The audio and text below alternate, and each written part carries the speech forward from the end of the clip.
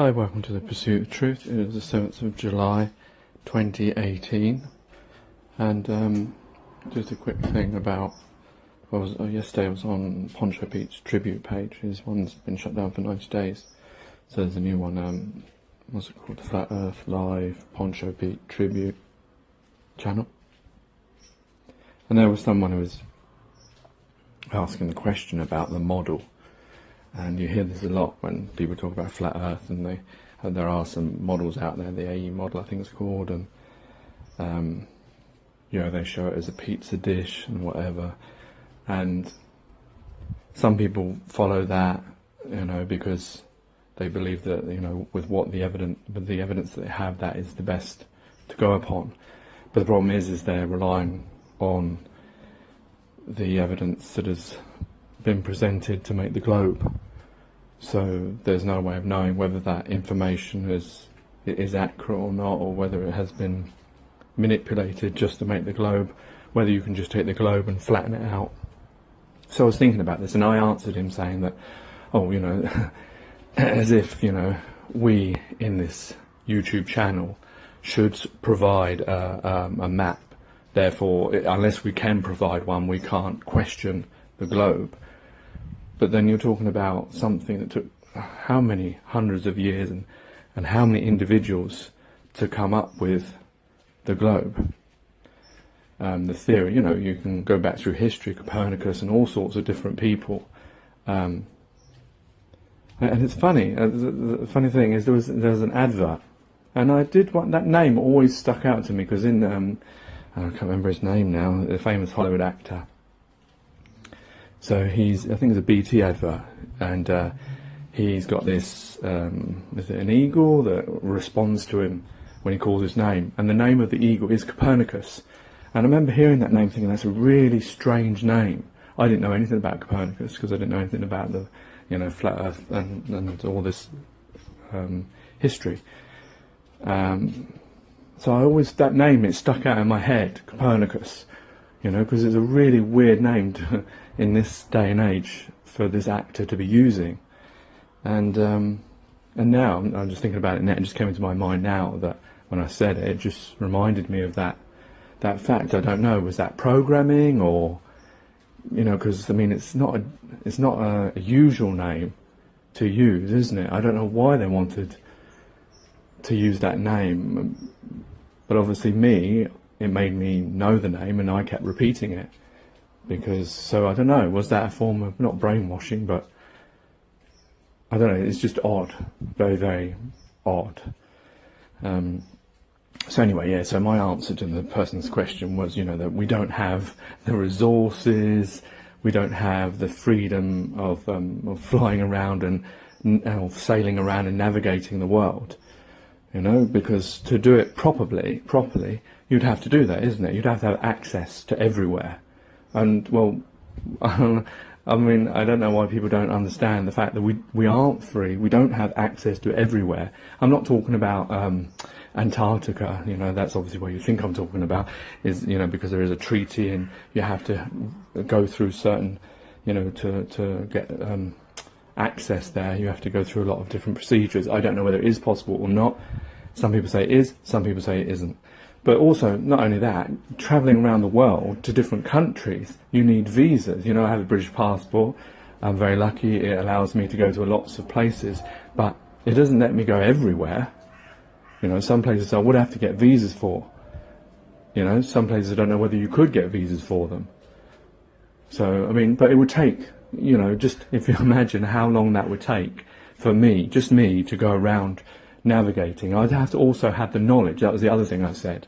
I was up front. I don't have the knowledge to do surveying, to do, geological surveying of, or triangulation, or whatever it is that they use to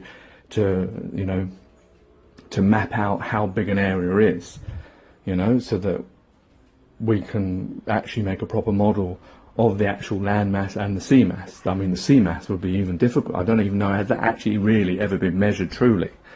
I don't know how they would measure by surveying that, but I'm sure there is some way they've done it. So, I don't know, maybe a lot of it's calculation, maybe a lot of it's guesswork, assumption, I don't know. that's not my field. But the fact is, you know, to ask me that, oh, you can only challenge the globe if you can actually provide a map, or that you can go to someone else and get them to provide a map. But the people who've put out the AE map and stuff like that, they don't have any of the things that I've just listed. They haven't gone around surveying everything. They don't have access. And then it made me think about like how long it took. You know, surveying. I was thinking, I was just looking up now, like, when was the first picture of the Earth? Because that's what sealed the deal, isn't it? Although it's not the only thing that's calculated how the Earth is. There's Copernicus and lots of other people who have put forward ways of proving that the Earth is curved. Some of them don't work. You know, like the ship over the horizon. We know that doesn't work. Well, some of us still hang on to it for some illogical reason. I don't understand that. But anyway, let's move over from that. So anyway, so I looked it up, and obviously there was the blue marble. That's the most famous one. But there was before that, 1947. Strange year. If obviously before I used to follow lots of things about ghosts, UFOs, paranormal, all that kind of stuff. And obviously 1947, when I saw that date, I thought, oh, Roswell. I don't know if that's got anything to do with it, but that is the date when the first pictures from space of the Earth, and all I saw on the internet was there's 4 pictures that you can see that they've stuck them together to make. I think it's from 1,000 miles up. I'm not sure, don't quote me on that, but I think if that's what I remember rightly.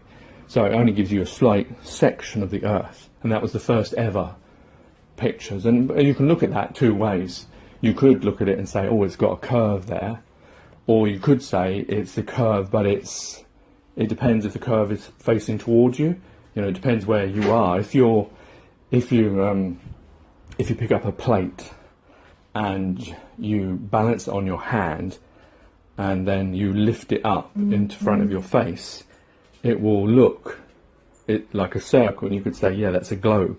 Or you could turn the plate back down, flat, horizontal, on your hand, and look down from above. And yes, it's still circular, but it's flat, if you see what I'm trying to say. So that picture doesn't really give you evidence either way. You could read either way into it because it's got no depth to it, because it's a photo. It's not three-dimensional.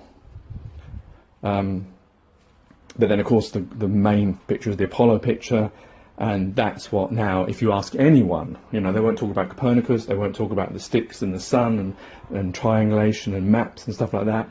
They talk about NASA, and that sealed the deal that the Earth is a globe, because that's what we see from those pictures. So then I was looking like, well, what did they used to draw? Well, what was, you know, before 1947, before we actually got into space, allegedly, and how did they draw maps then before? Because they used to triangulate, and they used to travel by sea, they used to invade, they used to do all the things that that they did with having to know, you know, how to navigate through the world. Now, it doesn't actually mean they knew it was round or flat, or round or not round, or actually globe or not, or because it could be round but it might not be a globe. Who knows what the actual Earth is? But you know, they don't necessarily need to know any of that to be able to travel around it. You know, I can travel with my Google Maps. It doesn't mean I can believe in a globe. I can believe in flat Earth. It doesn't make any difference. It will get me to the places I need to be, and I can use that. So I looked at the maps. There was a map from 1511 or 1513, something like that. It was a Ottoman Empire map. And it showed the Earth on a flat piece of paper.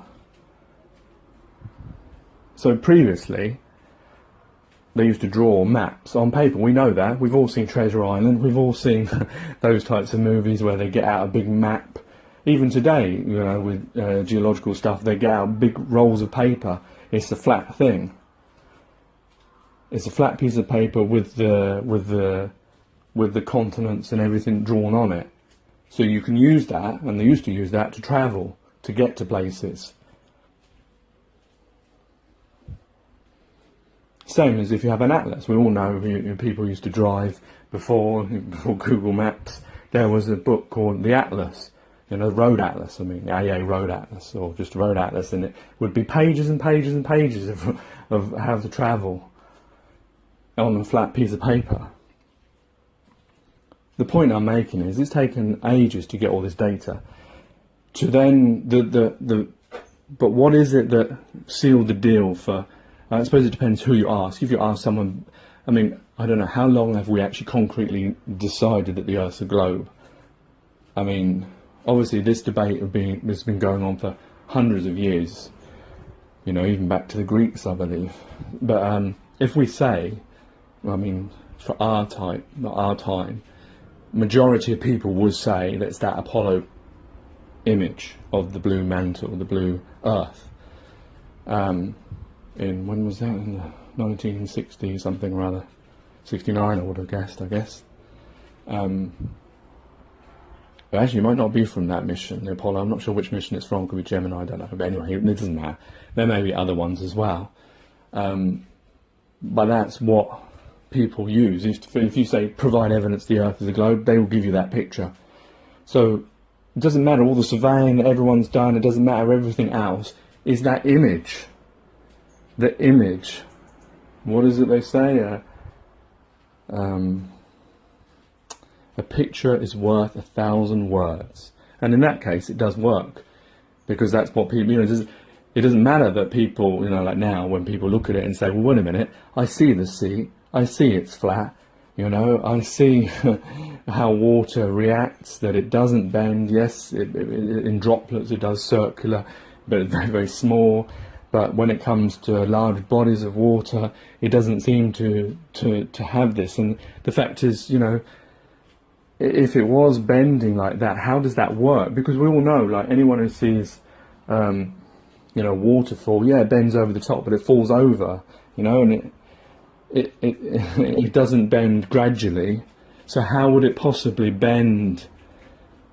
And how would sailing over that, you always, whenever you sail over something, go over something, it appears flat. So the only way to really convince someone would be a photograph. But the problem is it's not actually evidence per se. If someone got up in you know, like if we're saying that NASA faked those images of the Earth, then obviously some flat earther could do exactly the same thing, or some government, if they want to co-opt this thing, they could do the same thing. It may not even be true. But the thing is, if someone did provide, if NASA suddenly said, no, we've been lying, and here's the flat earth picture, you know, discerning members amongst us would have to say, well, wait a minute, a picture isn't proof. We know ourselves in our own courts that we don't allow video evidence because it can be manipulated. So I don't really know what the evidence would be. Yeah, I suppose a working model, that would be what people would say. And people have put ideas of how that could be. But the problem is with a working model is you have to understand all the other things we don't really understand. You know, because you can present someone with a working model and they say, well, what about the sun? What about the stars? How they move, the North Pole, and all that kind of stuff. But that's all based on how we've been taught. And it's like I've talked about this before, that how we've been programmed. So it's difficult for us to unprogram ourselves, unsee what we've been programmed, because, and when I say programmed, I mean like schooling. I'm not saying it in a, well, in some ways it is propaganda, it is mind control, but it's in the sense that that's how humans act. We teach our young what we know. We don't do it maliciously, but that's how we do it. So what I mean is they don't have any capacity to like a computer, just wipe everything away and start again. Because even if they do that, then the people will reteach them the same way of thinking, the same way of acting, the same parameters. So it's difficult for us to admit things, you know, like saying, oh, the sun is 93 million miles away, or whatever they say it is. Well, it might not be. If you say that as it is, and someone gives you the working model of the flat Earth, but then you say that, well, the sun, it doesn't work because it's so far away. But then they say, well, no, the sun's not that far away, it's actually closer. Well, there's no way of debating that. They've been changing the distance of the sun for years. But the problem is when it comes to science, and I'm sure even scientists honestly would admit that there's not much accuracy in a lot of this stuff. There is a lot of assumption. there is a lot of, no one can get a tape measure up from the Earth to the Sun. Yes, there's ways they can calculate things, but it depends whether those calculations are accurate. If they, who's number checking them to make sure that it's accurate? Just because another person who agrees with you says, yeah, oh yeah, that's right. But we know science changes all the time. And that's given by the point, just that one point of the Sun. Through hundreds of years, the Sun's distance has been getting further and further away. Well, that's not because it's actually travelled further away, it's because we were wrong when we made those assumptions previously. But if you asked the person at that time, they would have said, no, this is accurate, this is, to the best of our ability, what we believe to be true. What we to believe. But, so we know, we've got to be honest that we know that things change all the time, especially when it comes to science. We know that even to do with medicine, because we humans and everything nature around us is so marvellous and so much. I'm sounding a bit trippy here, aren't I? But it is, isn't it? There is so much to it, so much complication, and we try to understand it, but sometimes we get it wrong. And it doesn't always have to be a malicious thing. It can be that it's so difficult for us to do, to be able to imagine a person who can calculate how big the Earth is or how far away things are. It's mind-blowing when you think about it. So I don't really know the answer to the question I'm saying. That I don't think the problem is yes, someone could come up with a working model, but the problem is people have understanding of other things that no one would accept it. And if there was a picture, then, well, there's no way of knowing that picture would be true or not. So I don't know how any one of us is ever going to believe anything anymore, because we don't trust anything. And some of us trust too much. It's interesting, really, isn't it? Because if one of us who claims to be a flat earther took a picture and, it was flat, would we just all say, yeah, there you are, there's the proof? Despite us all saying, well, wait a minute, we can't use photographic or video because it can be manipulated, then it's confirmation bias, which is what the globe side is doing as it is, because most of us, including me, we don't have the knowledge to be able to actually really fathom all these complex things. I'm not trying to push push this thing of, that we should give up there. No, because if things don't make sense, things don't make sense. That's the key. That's like what I would answer, that I don't have, degrees in maths and science and physics and this, that and the other, but I can see from my own eyes what makes sense and what doesn't make sense. And yes, that doesn't mean that it is accurate or not accurate, but that's the best I can do, because all I can answer for is myself. But I can see, the water, never came to my mind. I always believed that the Earth was a globe until I was made aware of the function of how water is. And yeah, I can understand that now from my own, what I've seen and what I understand. And it doesn't make sense. And just because someone can provide me with a nice big picture, and some people who can say this is what it is, well, we all can be lied to, and we all know that through our own history. And any of us who are just going to leave our brains at the door, well, I think that's really stupid, to think without thinking. Yeah, who would do that? But a lot of us do that without even knowing it. Even I did. I did it. I'd never even thought about whether the Earth was flat or round. I just saw the pictures and accepted it. I watched Doctor Who, I watched Star Trek, I watched Babylon 5, I watched Space Odyssey 2001, I watched... I'm a sci-fi fan. I watched all these things. Never even crossed my mind that, wait a minute, when I look at the sea, it's flat. When I fill up something full of water, it's in a container and it's flat. I didn't think about, well, how does this work then? How does the Earth work? Is the core circular? Is the core square of the Earth? And then the continents, how do they make the container? Because it has to be a container to keep the water in. And then the idea that somehow you can now bend water, when I know, like, not even in small scale, like in a bowl, yes, I can see it's circular and then on the top it's flat, but in lakes and stuff like that, you can see the same thing, and you know, and now people are providing pictures that show that you can see things that you shouldn't be able to see. And I know there's this whole debate about refraction and stuff, but what I mean is there's enough there for some doubt to be put in.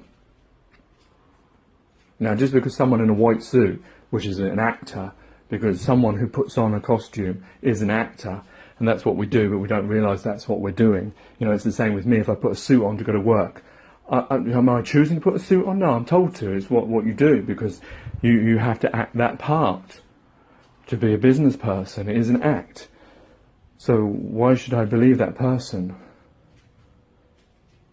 Especially when we know through history, we can see that they've been wrong many times. And the other thing that's the interesting thing, I think it was Gav on the Imaginary Curve, I think it was that Great Switcheroo thing, when he talked about perception, how interesting that was, that you can see things differently depending on your distance because of the way your eyes work, you know. And even a photograph will still have that, you know, like if you get a corridor, a long enough corridor, it will go to the vanishing point, it will go inwards, but the corridor isn't going inwards, it just looks like it is because that's how your eyes see it. And if you take a photograph of it, as long as you stand in the right place, you can capture the same thing as your eyes.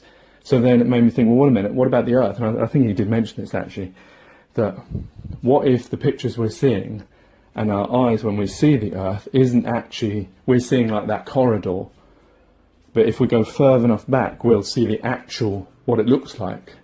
What if it turns out the NASA aren't lying and those pictures are genuine, but it's just they're showing our limits of our sight, that it seems like it's round, and then when we pull back far enough away, we'll see that it becomes flat because the way our eyes are pulling the picture apart. I don't know, that seems a bit sort of out there, but it came to my mind. And I think Gav did mention that idea, because you know that if you know, because I think he was mentioned that if you're a certain distance away, you shouldn't be able to get a whole globe. You have to be quite far away to be able to get the globe, because you have to be the distance of the globe to get the globe itself in a full picture. So I'm thinking now, like that corridor, when you get a picture or a train station and the train tracks seem to converge in the middle and you can get a photo of that, well, that's not actually what it looks like, but that's what, if you look at that and if you take a picture of that, that's what you'll see. But if you don't understand that it's not actually like that, you will think that that's what it's like. So what if the pictures of the Earth are true and NASA is, everything is true, but it's just what we're seeing is not what is, if you know what I mean. It's, you know, the same with those train tracks. If you don't realise about vanishing point, about how your eyes work, you won't realise that the train tracks are actually straight. They're not converging in the middle. They only appear to. So what if the Earth only appears what it's like because we're not far enough away in our limits of our eyesight and the cameras that are taking it? I don't know. That just came to me now. But that doesn't really help with anything. But maybe that would explain away the idea of that who's lying and who's not. But then I guess people... But the thing is, we often believe that what we see is exactly what we see. You know? People don't factor in how we see things and the limits of how we see things and etc. So I don't know whether that's possible or not. Maybe because the Earth's out in space, you know, in their pictures, the perspective, it shouldn't work. But I don't know. Or maybe there is things that if it was genuine, there should be there.